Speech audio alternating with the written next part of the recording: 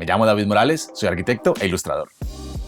Comparto mis sketches diarios en Instagram, libros, libretas u otros productos. Además doy workshops sobre las técnicas de ilustración y arquitectura. Mis cuadernos de ilustración se han convertido en la novela gráfica de mi vida. En sus páginas encuentro los objetos y lugares que se han cruzado en mi camino.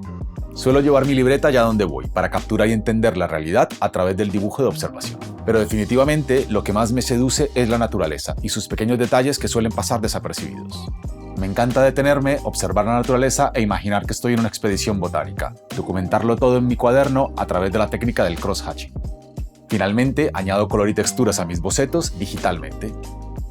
En este curso de doméstica aprenderás a crear ilustraciones a partir de las formas de la naturaleza y de tu cuaderno de dibujos. Para el proyecto final realizarás una lámina botánica usando bocetos en tinta y aplicando color digitalmente. Primero, hablaré sobre la búsqueda de inspiración en la naturaleza y te mostraré cómo enfrentarte al dibujo de observación, cómo añadirle volumen, color y anotaciones. Después elegiremos nuestra especie y decidiremos qué información queremos ilustrar.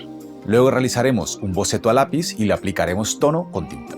Más tarde te enseñaré conceptos básicos de Procreate y cómo organizar la información gráfica en la aplicación. A continuación vas a componer y colorear tu diseño. Además de realizar los ajustes finales, imprimir y compartir tu lámina con el mundo.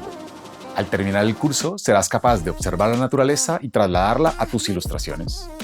Para seguir mis lecciones, necesitarás rotuladores calibrados, un cuaderno, un iPad con la aplicación Procreate o en su defecto, Acuarela. Este curso es para todas las personas que quieran dar un paso más allá del cuaderno de dibujos y poner en valor sus sketches.